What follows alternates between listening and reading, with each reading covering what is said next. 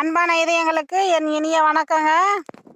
நாம் இப்போ ஆடுகளுக்கு தீவனமாக என்னென்ன கொடுக்கலாம். இது தீவன புல்லுங்க. இதன் பெயர் ஜிஞ்சிவா. இதுதாங்க ஜிஞ்சிவா புல்லு. இது வெளி மாநிலத்து புல்லு.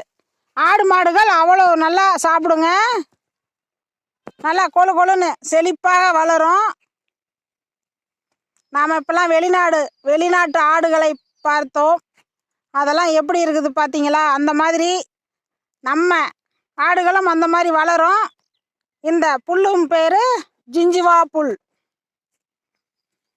ஒரு புல் நாம் தீவன கட்டை மாதிரியே இதை நட்டால் நல்லா போர்த்து வளரும், செழிப்பாக வளருங்க. இதுக்கு தண்ணீர் அவ்வளவா தேவையில்லை. ஒரு தரம் இதை நடவு செய்து விட்டால் தழைந்து கொண்டே இருக்கும். நாம் அறுக்க அது தழைஞ்சிக்கிட்டே இருக்குங்க.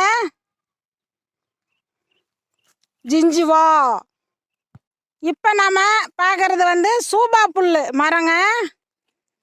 கிராமத்தில் இது சவுண்டல் மரம் அப்படின்னு சொல்லுவாங்க. இது சூபா புல் மரம். இது இதுவும் ஆடுகளுக்கு தீவனமாக கொடுக்கலாம். மாடுகளும் சாப்பிடும். சத்துக்கள் நிறைய இருக்குதுங்க இந்த தலையில். சூபா புல் இது தீவன புல்லுங்க. இது ஆடுகளுக்கு முத்தின பிறகு ஆடுகளுக்கு கொடுக்கணும். இளந்தலை கொடுக்கக்கூடாது. இளந்தீவனம் ஆடுகளுக்கு வயிற்றோட்டம் போகும். நல்ல முத்தின பிறகு ஆடுகளுக்கு கொடுக்கலாம். மாடுகளுக்கு இது தீவனமாக கொடுக்கலாம். பால் நல்லா கறக்குங்க. ரொம்ப முத்த விடக்கூடாது. கொஞ்சம் இளம் தீவனமாகவே நாம் அறுத்தால் மாடுகள் நல்லா சுவையாக சாப்பிடுங்க.